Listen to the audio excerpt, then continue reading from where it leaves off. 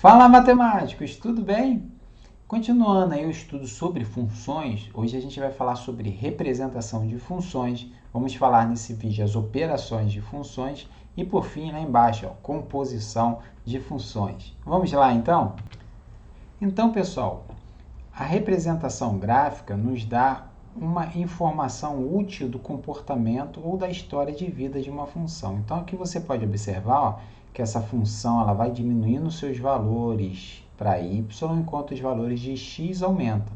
A partir de zero, os valores de x aumentam, os valores de y também aumentam. Só lembrando, né, como que a gente faz essa relação, eu gosto sempre de falar com os alunos, ó, você pega aqui os valores em x, para esse x aqui, ó, eu tenho esse x aqui que eu vou chamar de x1, né? Vou fazer um x bonito aqui. Eu tenho esse x1 aqui, e esse x1 está me relacionando o quê? Ó? A1, y1, sempre seguindo esse sentido, como no vídeo anterior eu mostrei para vocês. À medida que o x ele vai crescendo para esse lado, o y vai diminuindo. Depois, pessoal, o que acontece?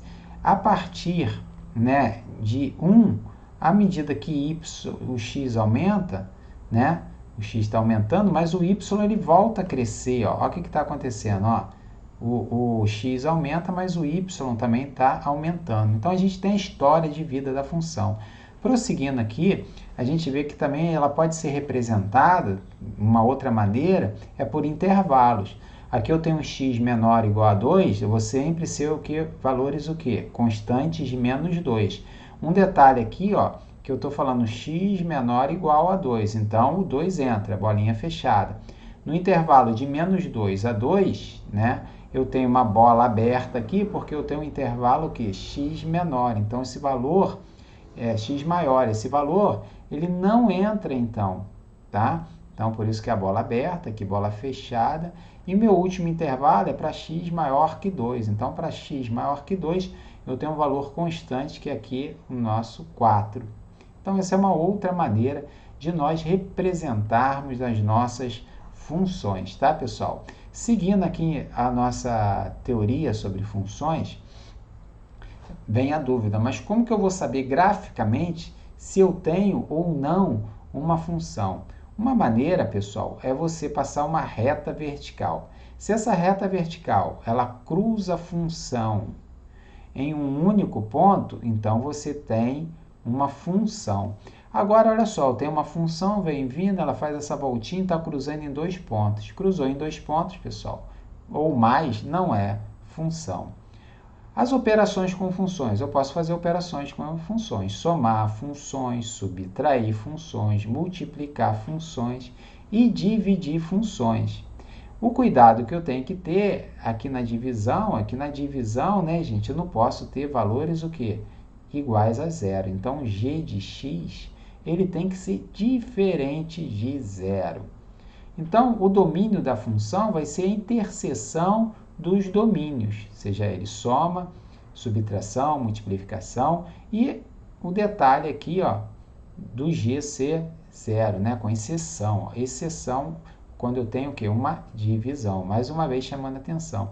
Que tal se a gente praticasse? Vamos fazer aqui, ó, determinar o domínio da função u igual a f mais g, da soma dessas duas. Aqui, quando eu olho, né, o domínio é o quê? O valor de x.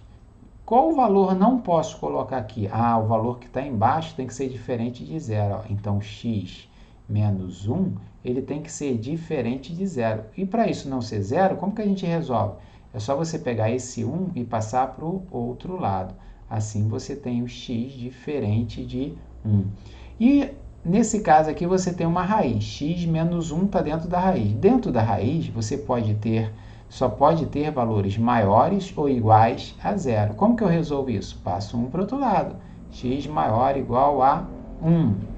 Seguindo então, pessoal, o que vai acontecer? Eu posso então agora saber da soma. A soma, como eu falei para vocês, será a interseção, né? Vai ser o que é comum aos dois, né? Então, olha só que interessante. Eu posso ter valores, né, que eu tenho aqui, ó. Para o f, eu vi que são todos os valores, né? Só não pode entrar 1. Então, beleza. O g, né? O G são todos os valores, não é isso? Inclusive o 1, mas todos os valores maiores que 1, por isso que você vê a bolinha aqui fechada. Agora o domínio de f mais g, o que que é? É o que é comum aos dois, o que eu posso colocar aos dois, tá certo? Então esse aqui é o domínio, né? O que é comum, vai de 1 até infinito. Uma função composta é o novo assunto que eu trago para vocês. O que é uma função composta? É a função da função. Como assim? Antes a gente tinha assim, ó, f de x, né? Aí a gente fazia f de 2. Agora a gente tem um g, eu vou até fazer assim para não confundir vocês.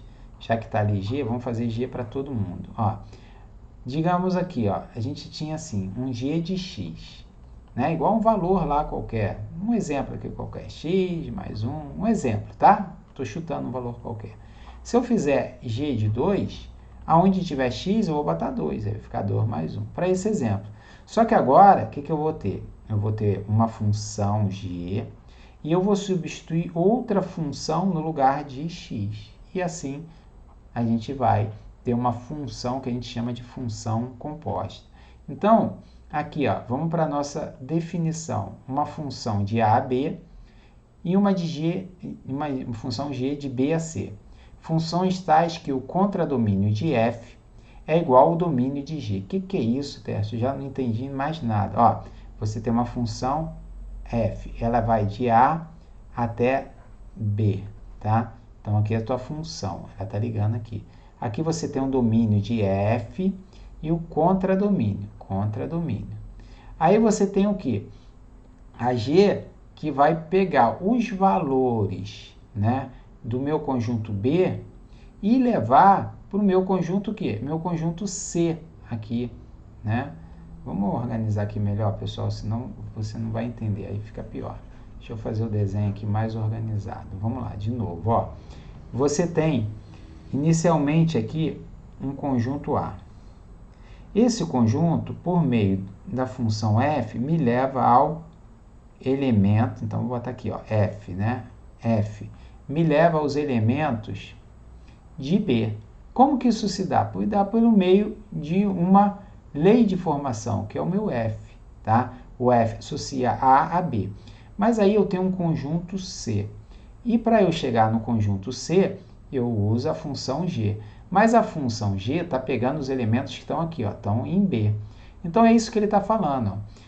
Contra tais que, então, G de B a C, funções tais que o contradomínio de F, quem é o contradomínio de F? É esse aqui, ó, o B, esse é o contradomínio.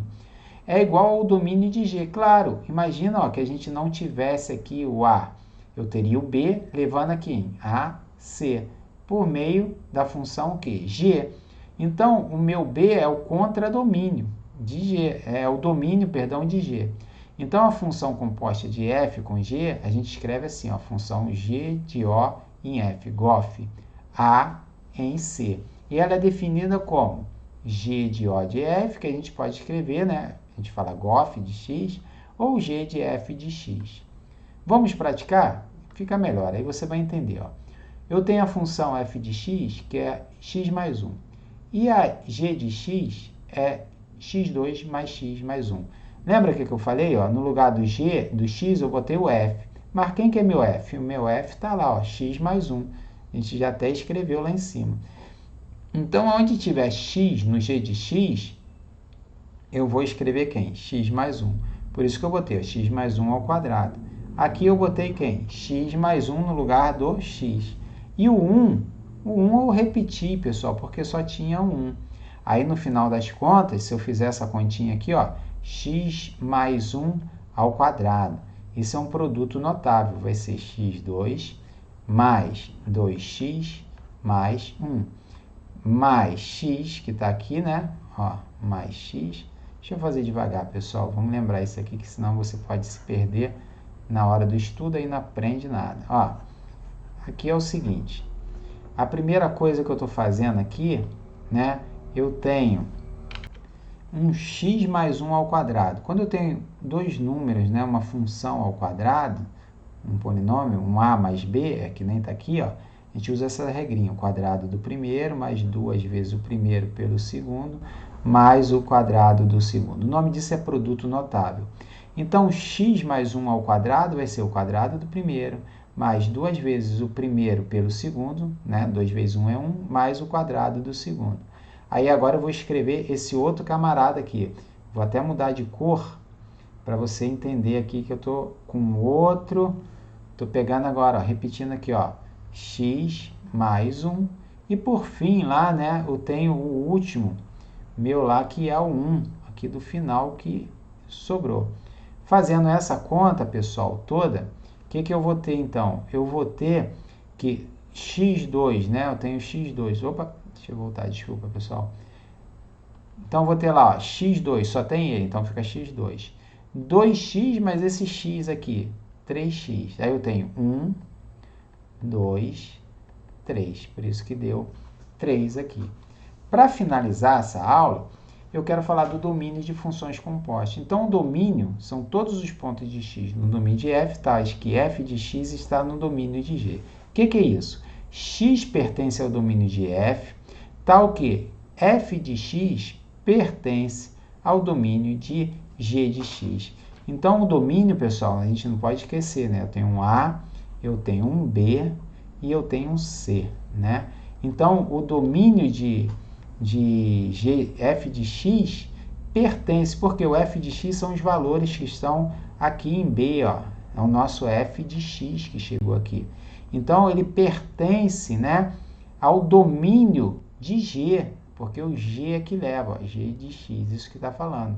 E x pertence ao domínio de f, porque aqui ó, estão todos os nossos valores de x, que parte para cá, então f de x. Ok, gente? Então, pessoal, essa hoje foi a nossa dica sobre funções, como a gente representa, como a gente vê, então, a composição das funções. As operações, como que a gente faz as operações das funções, né? E finalizamos com função composta. Não esqueça de dar o seu like aí no vídeo, de curtir o vídeo, compartilhar com seus amigos. Se não é inscrito, não deixe de se inscrever no nosso canal. E a gente se vê na nossa próxima videoaula. Tchau, pessoal!